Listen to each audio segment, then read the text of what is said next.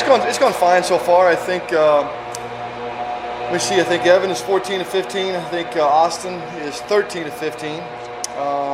So I think it's gone well so far. I think they both kicked very good. One of those misses each being from 60 yards the other night. So yeah, I think it's going to be something that's contested right up to the end. I mean, they've both done very well so far. Darrin, how much will it come down to just raw numbers, or how much of it's also the kickoff stuff and just the feel for it, and just seeing with your own eyes? Yeah, I think that's a big part of it, seeing with my own eyes. It's fortunate I get to see these guys kick every day. Everybody else sees them kick during team period. I get to see everything. I get to see how they interact with one another. I get to see how they, perform in meetings even for that much. So I think it'll be a general feel. Obviously you'd like to have the numbers match up to that too, but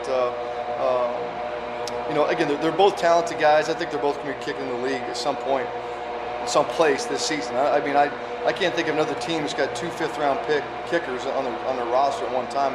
Both of them deserve to be kicking in the league.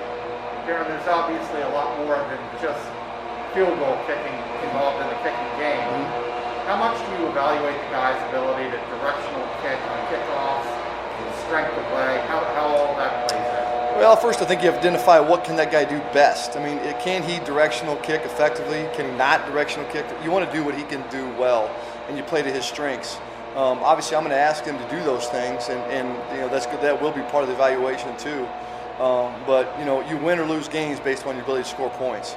So I think if you're going to, if I'm going to prioritize one of the two, I'll prioritize making field goals. But the kickoff game is certainly a big part of it too. Kicking in the conditions that we kick in, especially later on. You certainly want to have a guy that's got a stronger leg when you're playing in poor conditions. And we play in Pittsburgh, we play in Baltimore. Playing Cleveland, certainly we know what those places are like kicking in December. So the kickoff will also be a big part of it. But if I'm going to prioritize, they got to make field goals. That'd be number one. In a game, all that matters is good or not good. Yeah.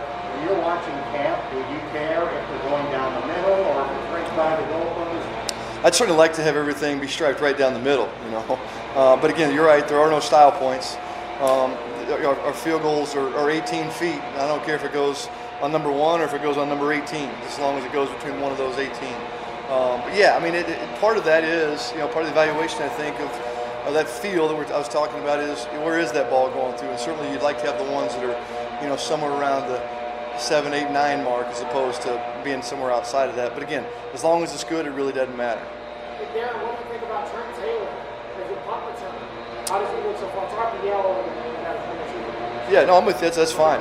No, I think he's done a good job so far. Again, we haven't done a whole lot. This is still early on in terms of the true nuts and bolts, in my mind, of the evaluation part. Once we get pads on, things start getting, the physical parts start coming into play. That's when I think it matters more. I mean, we're just doing catching. He catches it well. His experience shows up. We'll get some chances to see him the plus 50 tomorrow. So that'll figure into just his ability to make decisions, when to catch, when not to catch, when to block, when not to block, when to fair catch, when not to fair catch.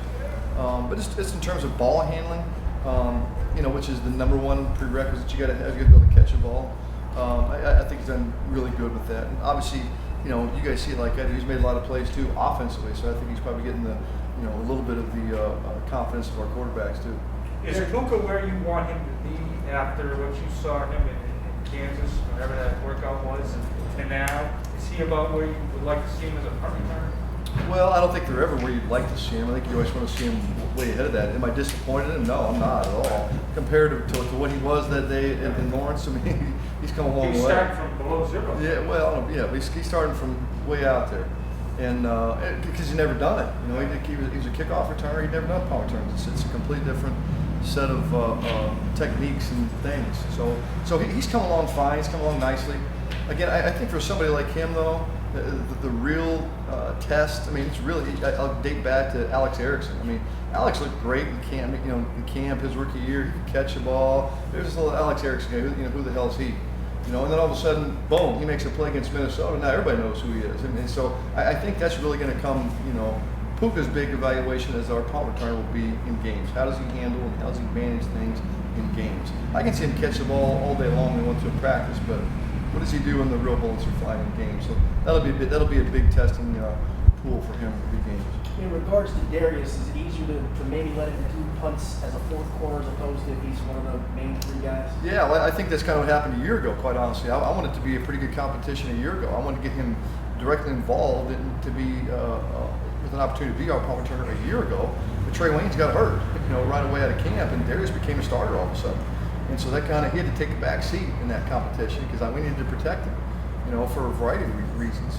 And so now maybe it's lining up a little better for him to compete more favorably in that spot this year than maybe it was a year ago. Knock on wood, we don't ever want to see anybody get hurt, but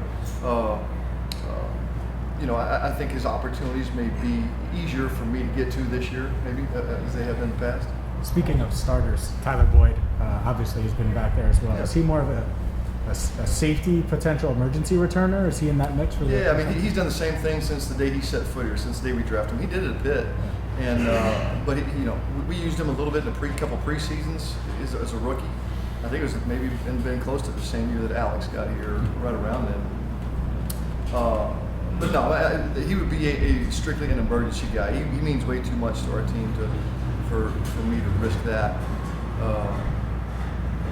Unless the situation dictated it for whatever reason, but I hope it doesn't come to that. I trust him unequivocally. I just hope for the sake of our team that it never come to that. Darrin, you got core players that are going to play more than one special team that play for you. How are those evolving? I mean, how many guys are you starting to identify as potential core guy here, and here? Well, again, it's still pretty early, in terms of that part. The physical part, I think, is what really comes into play for me.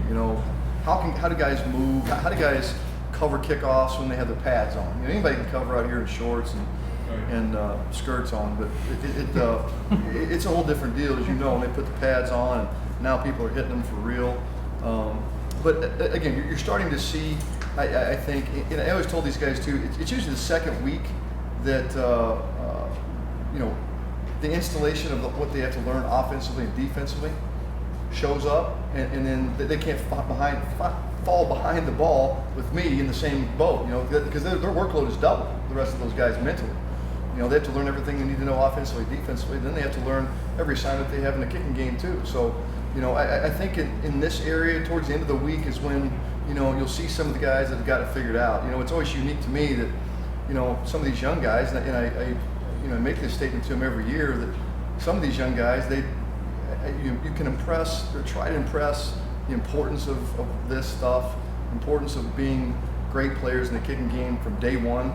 But then, once they start to play in preseason games or don't play in preseason games because you don't put them out there, then all of a sudden, panic sets in, and then all of a sudden they want to be your butt. And well, no, I told you about this a long time ago. So, for somebody, the ship sailed, and I hope it never comes to that point. I don't want it to, and that's part of my job is to make sure it doesn't get to that point. But when you're dealing with 88 guys or whatever it is we have right now, there's a whole lot of a whole lot of mouths to try to feed in that regard. So sometimes you got to learn how to feed themselves. Right. Who are your top gunner candidates? Well, I think Brandon Wilson's one of the better gunners in the league. He's very experienced at it. He's somebody that has made a lot of plays for us over time. The other spot in my mind is very open. We have a couple of candidates who've done well there. Excuse me. Stanley Morgan's played that spot for us, and he's somebody who plays with a great deal of passion and energy. I think that our entire team feeds off of. He's a candidate, certainly. Tony Brown is a candidate. In that regard, Mike Thomas is somebody that made a couple plays for us, and everybody certainly remembers. I know I remember, and I feel good saying that. But we're gonna have other guys too. Your team changes, I think, on a year-to-year basis. Sometimes it lines up that this guy looks like he's gonna make the team. This guy may, maybe so, maybe no. We're gonna have to get some snaps too from guys like Eli Apple. I know guys if that's how the season plays out. If he's going to be a backup corner on our team, I'm not saying that he is, but we all see how it could shake out. He could also have to be one of those guys too. And we've got a good history here of those guys, those veteran players that come in the building that they get it, they understand it, and they have to do things that they haven't done before. And he may be one of those guys to do that. Darrin, how disappointing was the Drew Chrisman injury, and how does that change the dynamic of what that could be over the next month? Well, that's disappointing. It certainly puts him behind the 8 ball in terms of getting a jump on things. I know nobody feels worse about the deal than Drew, of course, because he's losing his ability to compete right now. So he's just got to try to stay up as mentally into it as he can. It's tough to do some of those things physically. It certainly puts him behind the 8 ball. I don't throw him away by any stretch of the imagination, but it's time. It's just got to let stuff heal, and when he heals, he'll get himself back out there and put himself in position to try to compete, and we'll see where it goes from there. Can you learn about a punter over a season on a practice squad or just through practice stuff, or is that unrealistic that you have a real feel for a guy if you don't actually see him do it on the field of the game? Well, I go back to like I talked about with Pooka. I think I can see these guys punt, we can see these guys kick all they want to in practice, but it's nothing like live game action, and how they respond, how they react out there at nighttime in preseason games. And hopefully he can get himself back and put himself in position to take some of those plays in the preseason. Again, that's something that our doctors and the trainers are going to will tell me, and they'll tell me when he's cut loose and ready to go. But until then, he just got to, I have to take what I learned from him, from watching him back in OTAs, which is good. It's fine. I thought we found one,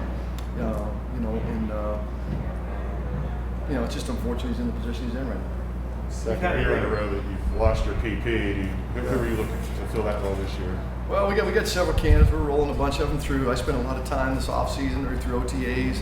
I would even send these guys clips in the middle of summer. I usually try to stay the hell away from these guys in the 5 weeks they have off. But this year I thought it was a little different. That's a spot certainly that's a trigger point for us. It's like the quarterback of our punt team. It's a big deal.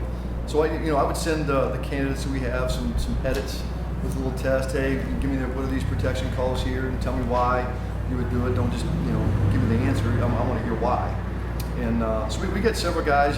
Ricardo Allen, Rico did a little bit of that in Atlanta. He'll be somebody that I think he's very into it. He's a very, very, very intelligent player. You could see his experience. Just as a player in general.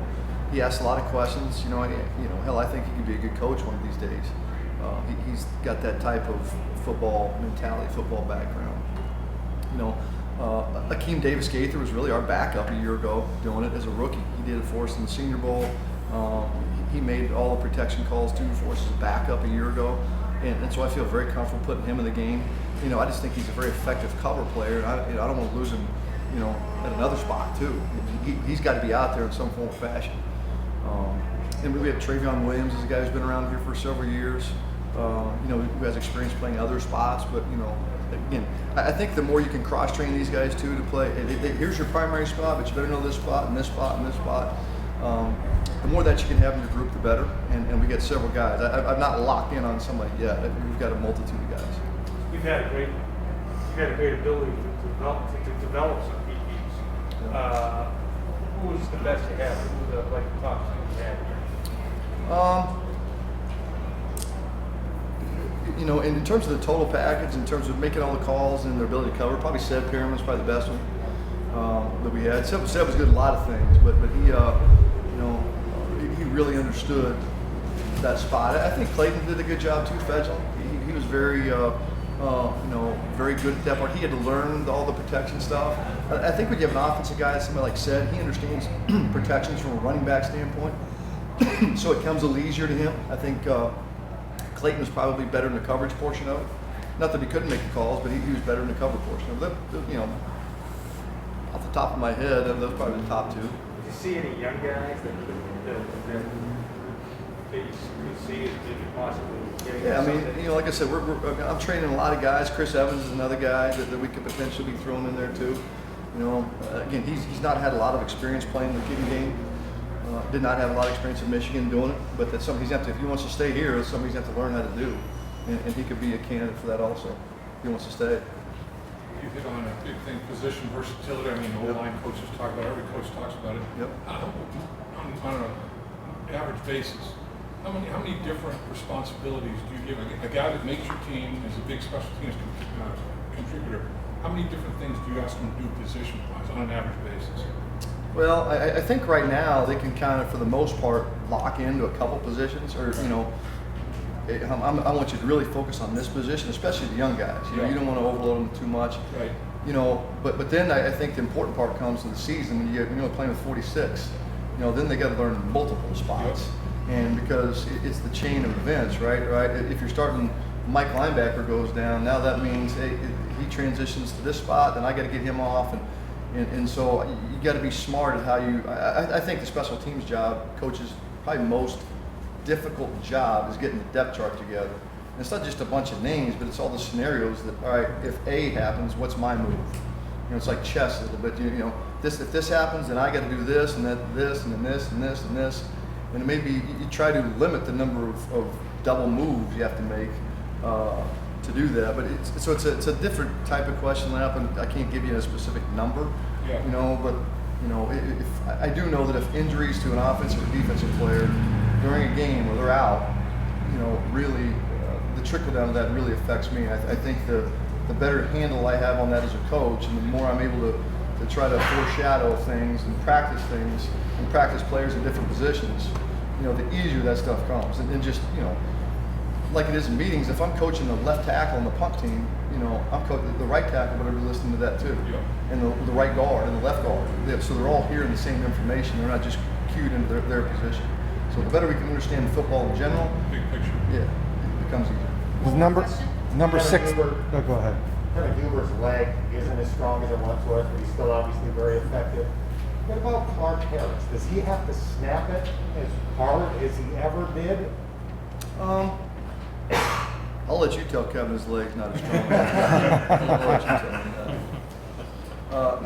No, honestly, everybody always wants to say he's older. I mean, he had the highest gross average of his career last year. Kevin did. You know, he's still been very effective. You know, just the same way that Clark has been too. You know, I think the one thing that really shines with Clark is his experience. Certainly, that's the obvious one. But to give a better definition of that is there's not a rush. And I know the general eye doesn't always see this, but you know, when our gunners are singled up outside, we have a pump play and our gunners are singled up, there's 8 in the box and they're rushing. I mean, there's not a rush that he's not seen. I mean, he's seen every twist, every possible type of pick, twist, scenario he could possibly see. Clark is people don't understand that Clark was drafted to play tight end. So he has a different mindset, I think, than most, you know, because he understands football. You know, sometimes I've been around guys who they just understand their specific, I'm just the snapper, they don't, you know, grand scheme. Clark understands grand scheme, so I think this stuff comes very easy. He's a football player at heart, you know, and I've not seen much of a drop off in terms of his performance. You know, there are some things that, you know, I've never been enamored with snap speeds. You know, I get these emails and texts from agents and stuff that, oh, my snapper can snap in 0.66, and you know, who cares? It really doesn't matter, because just think of it. I'd rather a snap that's 1 second that hits Kevin right in the hip as opposed to a snap that's 0.66. It hits him up here. It's going to take him more than, you know, 3,400ths of a second to get it from back down. So accuracy is by far more important than velocity. Not until he starts shooting rainbows, you know, that's when you start worrying a little bit. And it's not gotten to that point by any stretch. But, you know, everybody keeps waiting on guys like Clark and Kevin to fail, and I think they just keep thumbing their nose at them. You know, they keep hanging on. So I'm very, very confident, comfortable with both of those guys.